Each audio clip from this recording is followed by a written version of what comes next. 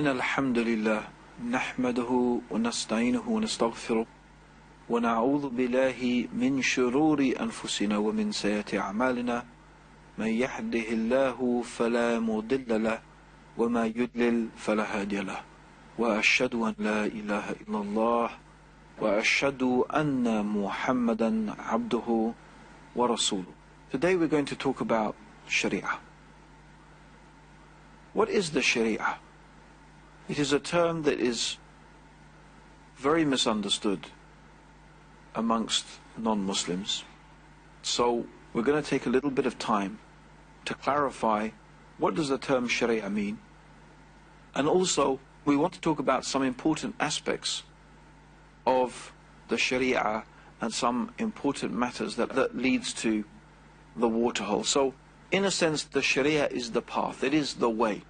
And it is the way that leads us to that which we as Muslims desire and hope for, which of course is the pleasure of God and the paradise, which is a place of eternal bliss, where those people who have obeyed God and submitted to and followed the commandments of God will find themselves after the Day of Judgment. So the Sharia is the way. It is the clearly defined and laid out way that shows us how do we reach our goal.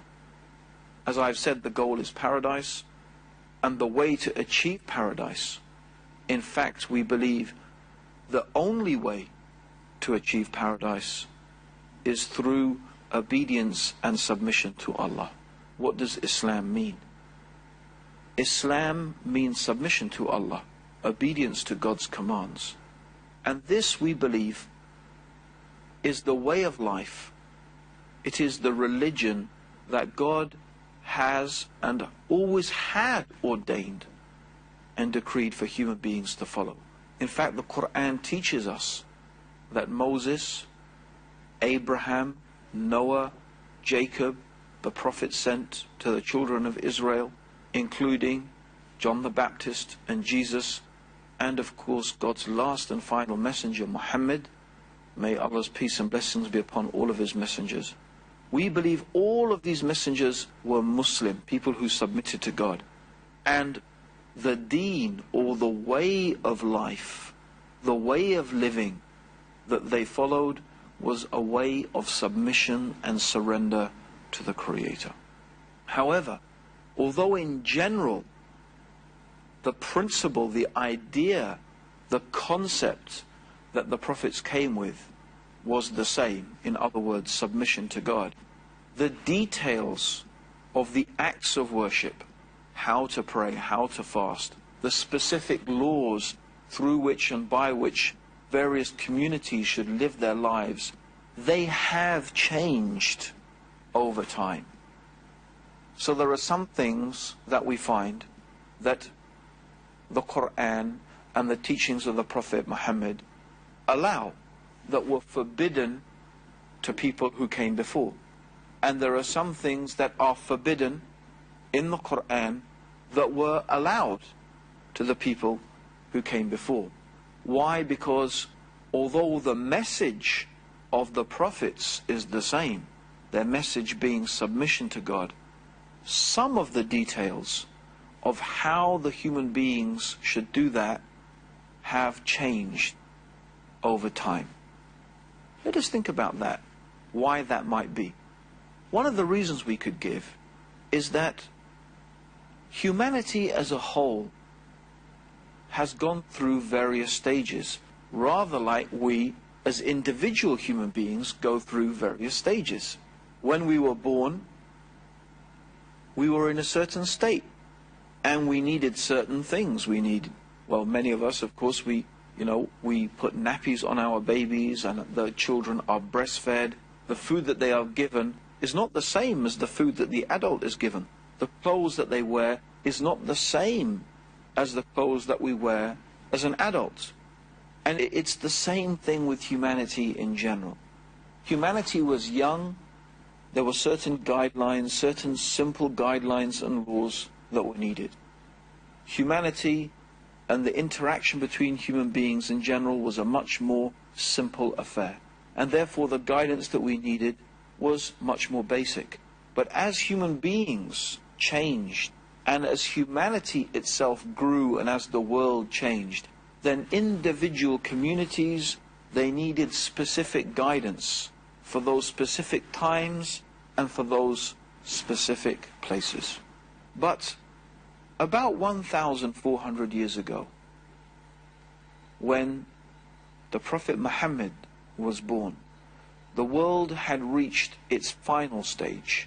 Humanity had entered into a final era, and that it was time for a final message, a message that was not only for a particular place and for a particular time, but a message that was suitable, and a Sharia and a detailed guidance that was suitable and is suitable for humanity all the way up until the Day of Judgment. And that was the guidance that has been revealed by Allah in the Quran and has been detailed in the practice of the Prophet Muhammad, may Allah's peace and blessings be upon him. So this is the Sharee'ah. The Sharee'ah really is composed of the actual details of the laws through which and by which the human being should live their life. And so in reality, the whole of Islam is included in the Sharee'ah. The Sharee'ah is really the practical side of how we should live our life in a way that is in submission to Allah. So the Sharee'ah teaches us our belief in Allah, what we should believe about God, the things that we should say about God and attribute to God, and the things that we should not attribute to Allah and that we should not say about Allah. The Sharee'ah details our belief in the angels, in the books that God has revealed throughout the ages, and the messengers and the prophets whom Allah has sent. The Sharee'ah details for us the events that are going to happen before the Day of Judgment, the life in the grave, the Day of Judgment itself, and the paradise and the hellfire. The Sharee'ah details for us our belief in Qadr wal Qada, which means the measurement and the decree, and that is the decree of God. The Sharee'ah details for us the events that are going to happen before the Day of Judgment, the life in the grave, the Day of Judgment itself, and the paradise and the hellfire. The Sharee'ah details for us our belief are, number one, the Shahada, or the testimony of faith. That is to testify and bear witness that Allah alone is worthy of worship, and that Muhammad is the servant and the messenger of Allah. The second is the 5 obligatory ritual prayers that every Muslim has to pray 5 times every day within certain time frames, within a certain time period. So these are the 5 daily prayers. How do we perform those prayers? What are the conditions that make the prayer valid or invalid? Included in that is the preparation for the prayer in terms of ritual cleanliness, the wudu or the ablutions that a Muslim has to make in order to prepare themselves to say that prayer. What are the times? What is the beginning time of the prayer? And what is the end time of the prayer? What movements should we make? What things are we allowed and not allowed to do and say within the prayer itself? All of these things are detailed in the Sharee'ah. And so with the zakah, that is the obligatory amount of money that every Muslim has to give from their excess wealth annually to certain categories of people. So for example, the Sharee'ah details who are those categories of people, who are the ones who are deserving recipients of the zakah, of this charity, from what money or from what wealth should zakah be given, and so on and so forth. All of this is detailed in the Sharia. Also the fasting month of Ramadan, where Muslims abstain from eating and drinking and from intimate relations between the husband and the wife from dawn until sunset. What are the things that break the fast? What are the obligatory aspects of the fast? And so on and so forth. All of these things are detailed in the Sharia. And then of course the Hajj, or the pilgrimage to Mecca, with all its rituals and all its aspects that need to be performed, are again detailed in the Sharia. So these are the famous 5 pillars of Islam. But there are also many other acts of worship that a Muslim performs. For example, supplication or dua, or asking God for things. This has certain manners, certain etiquettes, certain things that are allowed and certain things also that are prohibited. Also sacrifice, the issue of the animals that we are permitted to eat and the animals that we are prohibited to eat. What sort of food is permitted to us and what sort of food is prohibited. And the same with drinks. And also the whole issue of financial transactions. What sort of transactions are allowed and what sort of transactions are prohibited.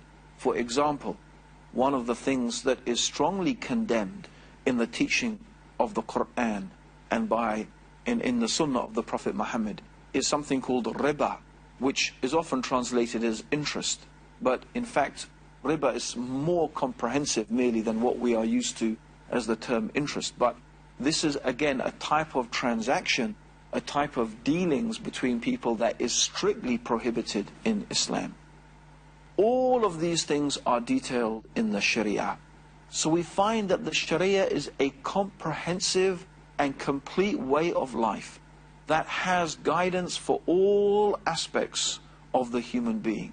It not only teaches us how we live our life in a way that is pleasing to God in terms of the actual personal and collective acts of worship that we have described, but also matters of interaction between the human being, between the husband and the wife, between the ruler and the ruled, between the teacher and the taught. All of these things are taught to us and detailed to us in the Sharia. And it may come as a surprise to even some Muslims that Islam has an economic system. The Quran and the teachings of the Prophet Muhammad detail a system of economic activity by which and through which we should conduct our economic affairs concerning trade and so on and so forth. The Quran also details laws by which rulers should govern and judges should judge. In fact, it is considered to be an essential aspect of God's unity and divinity. One of the essential aspects of God's oneness is that God is a Shari, which means in reality that Allah, God the Creator, is the law maker. It is the unique and special attribute of God, that God and God alone has the right and the knowledge to determine for human beings what is right and what is wrong, what is good and what is evil, what is lawful and what is unlawful. And if any human being or collection of human beings claims that they have the right or the knowledge to legislate in opposition to what God has legislated, then in fact they have claimed for themselves divinity. They've claimed for themselves to be equal with Allah. And of course, no one, nothing can be equal to Allah. Included in the Sharia, therefore, is a legal system. Laws through which and by which we govern our interpersonal relationships, like marriage and divorce, for example. And another matter that is covered under the Sharia, that is part and parcel of the Islamic way of life, and again it's something that even many Muslims are not familiar with these days, is that Islam also has a political system. There is a system of how the Muslims should rule each other and how they should be ruled that is detailed and that is given in the Quran. It is often referred to as the Khalifa system, or the idea or the concept that the Muslims should have, all of the Muslims, the whole Muslim nation should have a single ruler who is implementing and judging people according to the guidance that is contained within the Quran and that was detailed in the practical life example of Prophet Muhammad, may God's peace and blessings be upon him, which we call the Sunnah. And of course Muslims believe that the Sharia is the truly just way of life through which and by which the human beings should conduct their affairs. Because the reality of the human being is that whenever we make laws, whenever we make rulings and make judgments, it's almost inevitable, it is inevitable, that those rulings and those laws and those judgments will be influenced by our own prejudices. For example, if I belong to a particular section of society, a rich section of society, or the merchant class, or the priestly class, or whatever it may be, then inevitably I will make laws and I will make judgments that favor my outlook, that favor my caste, that favor my group, that favor my sect. It's the same even. If the poor people have control, then they will make laws and that they will make rulings that influence and that benefit their situation. This is almost inevitably what happens in human affairs. And so the reality is that our politicians and our judges and our rulers, in many different ways, they need us. They need our support. They need our votes. They need our help. They need our money. But Allah is not in need of anything. Allah doesn't need us to worship Him. Allah doesn't need us to follow His laws. And Allah subhanahu wa ta'ala is concerned, the Creator Allah is concerned only about one thing, and that is our benefit. And therefore, unlike the laws of human beings and unlike the man-made laws that are inevitably influenced by our prejudices, our ignorance, our particular state of scientific knowledge at any given time, the Sharia of Allah is perfect. It is from the perfect wisdom and guidance of the all-knowing Creator of the heavens and the earth, that is not influenced or directed or misdirected by human prejudice and human misunderstanding. So this is why the Sharia, we believe, is ultimately the truly just way of life. It is truly the just system. It is truly the just way through which and by which human beings can conduct their affairs. Because Allah is the best knower of our needs. Allah is the best knower of our requirements. Allah knows us better than we even know ourselves. And therefore there is a great logic in the understanding that we should submit ourselves and we should follow and that we should guide ourselves and rule ourselves according to what Allah the Creator has revealed. And that is why the Quran warns that those people who do not rule by that which God has revealed, it is as if they have disbelieved in God. It's as if they have rejected God, and they have fallen by doing that into a great wrongdoing and a great misguidance. Indeed, one of the things the Quran criticizes the Jews and the Christians for is that they had taken their priests and their rabbis and made them gods besides Allah. When the Prophet Muhammad recited this particular verse of the Quran, there was one of his companions who used to be a Christian, and he said, "O Messenger of God, we didn't used to worship them, we didn't used to worship our priests and rabbis." The Prophet Muhammad said, "But didn't they make lawful for you the things that God made unlawful? And didn't they make unlawful for you the things that God made lawful?" and you accepted that? When the companion heard those words, he said, yes, we used to do that. Then the Prophet Muhammad, may God's peace and blessings be upon him, said, that was your worship of them.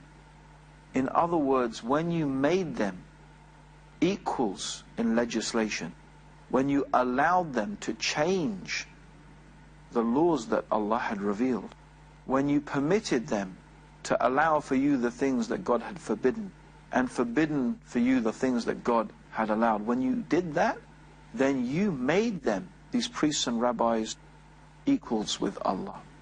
This, of course, is also a historical and severe warning to the Muslims also, and a reminder that every Muslim is obliged to judge themselves and their families and each other and their own affairs by the guidance and the revelation that is contained in the Quran and the teachings of the Prophet Muhammad. May Allah's peace and blessings be upon him.